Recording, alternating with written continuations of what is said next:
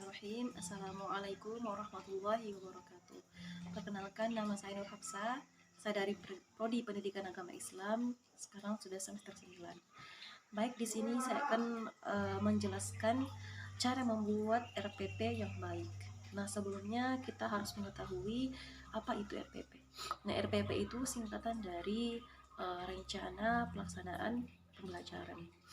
Nah, RPP ini biasanya dibuat oleh guru untuk lebih memudahkan dalam setiap aktivitas pembelajarannya. Baik, langsung saja. Cara membuat RPP yang baik itu, poin pertamanya adalah mencantumkan identitas. Nah, dalam poin ini terdiri dari nama sekolah, mata pelajaran, kemudian kelasnya, semester, standar kompetensinya, kemudian kompetensi dasar, indikator, dan alokasi waktu. Hal-hal yang perlu diperhatikan dalam membuat RPP itu, yang pertama adalah ya RPP itu boleh disusun untuk satu KD saja atau untuk satu kompetensi dasar. Kemudian yang kedua adalah standar kompetensi dasar, dan indikator itu dikutip dari silabus. Nah, adapun SK, KD, dan indikator ini ya ketiganya ini saling berkaitan dan tidak bisa dipisahkan. Yang ketiga itu adalah indikator ini merupakan ciri perilaku yang dapat memberikan gambaran ya bahwasanya peserta didik ini bisa atau sudah mencapai KD tersebut. Kemudian ketiga adalah alokasi waktunya. Ya, alokasi waktu ini diperhitungkan untuk ya pencapaian satu KD saja. Dinyatakan dalam jam pelajaran dan banyaknya pertemuan. Misalnya 2 kali 40 menit seperti itu. Baiklah, yang kedua dalam langkah-langkah dalam membuat RPP yang kedua adalah ya merumuskan tujuan pembelajaran.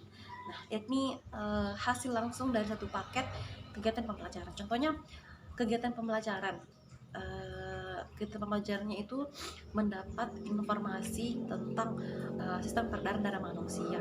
Ya, maka tujuan pembelajarannya adalah seperti mendeskripsikan mekanisme peredaran darah pada manusia, seperti itu. Pada bagian ini ya harus sangat dicantumkan pendekatan pembelajaran dan metode-metode yang digunakan. Nah, adapun pendekatan pembelajaran yang digunakan adalah ya pendekatan proses, kontekstual, pembelajaran langsung, pemecahan masalah, dan sebagainya. Ya. Kemudian adapun metode-metode yang digunakan itu bisa digunakan dengan metode ceramah, inquiry, kemudian observasi, tanya jawab, cooperative learning, dan lain-lain. Masih banyak lagi. Kemudian kita melangkah pada langkah kelima, yakni menetapkan kegiatan pembelajaran.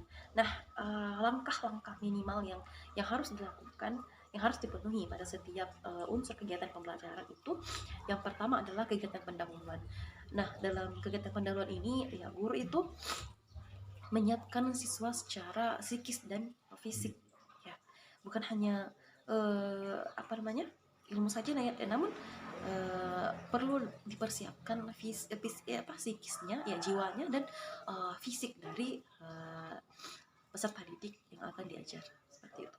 Kemudian yang kedua adalah mengajukan pertanyaan ya, yang akan mengaitkan pengetahuan sebelumnya dengan materi yang akan diberikan, seperti itu. Jadi dalam hal ini ya sangat perlu ya dilakukan ya, karena jangan sampai materi yang lalu yang telah diberikan oleh guru itu ya hilang sia-sia ya. Jadi perlu dikaitkan materi sebelumnya dengan materi yang akan dibawakan oleh guru lagi, seperti itu. Ya, kemudian yang ketiga adalah menjelaskan ya tujuan pembelajaran atau kompetensi dasar yang akan dicapai. Kemudian yang keempat, menyampaikan cakupan materinya. Ya. Kemudian kegiatan yang kedua adalah kegiatan inti. Nah, kegiatan inti ini yang paling penting sebenarnya. Kegiatan inti itu terdiri dari 3. Yang pertama eksplorasi, terus elaborasi, dan kemudian konfirmasi. Nah, adapun eksplorasi itu seperti melibatkan siswa secara melibatkan siswa mencari informasi yang luas tentang materi yang akan dipelajari. Jadi siswa ini diberikan kesempatan untuk secara bebas mengeksplorasi dirinya untuk lebih banyak mendapatkan materi dari mana saja, seperti itu. Bisa dari guru itu tersebut, bisa juga dari buku atau dari internet gitu. Kemudian yang kedua adalah menggunakan beragam pendekatan pembelajaran. Ya, kemudian dari pembelajaran dan sumber belajar lainnya, seperti yang saya sebutkan sebelumnya, ya, siswa atau peserta didik ini diberikan kebebasan untuk memilih atau untuk lebih mencari ilmu pengetahuan yang mungkin akan lebih mudah untuk mereka, seperti itu. Kemudian yang kedua adalah elaborasi. Nah, elaborasi di sini terdiri dari yang pertama membiasakan siswa untuk membaca dan menulis yang beragam melalui tugas-tugas tertentu. Ya.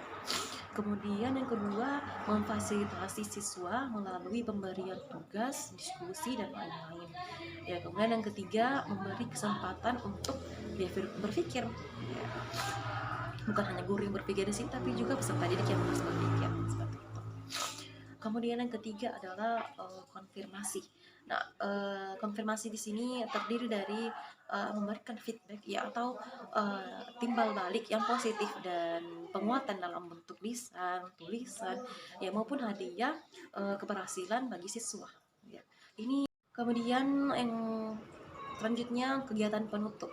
Nah, terdiri dari bersama-sama guru dengan siswa itu membuat rangkuman atau simpulan dari pelajaran yang telah dilakukan.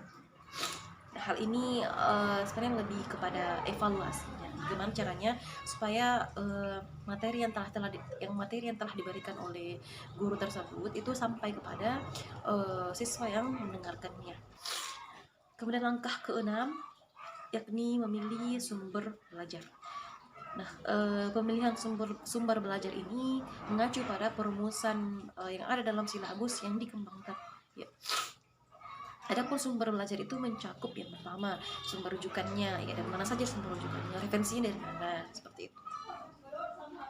Kemudian dari untuk meraih atau mendapatkan sumber belajar itu, ya, bukan hanya dari guru saja, ya, namun dari lingkungan juga bisa. Misalkan dari orang tua, misalkan dari kakak, terus tetangga, kan setiap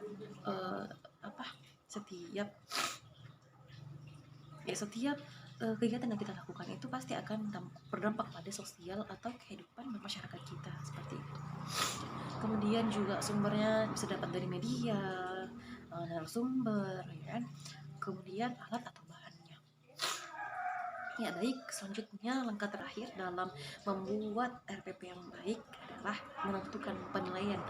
Nah, dalam menentukan penilaian ini, ya, penilaian itu dijabarkan, ya, atas 3. Ya. Yang pertama adalah teknik penilaiannya. Teknik penilaiannya guru terhadap siswa. Ya, kemudian yang kedua adalah bentuk instrumennya. Dan yang ketiga, instrumen yang dipakai itu berisi rubrik penilaian. Mungkin itu saja yang dapat kami sampaikan pada hari ini. Kami mohon maaf bila masih ada yang kurang. Kurang lebihnya mohon dimaafkan. Assalamualaikum warahmatullahi wabarakatuh.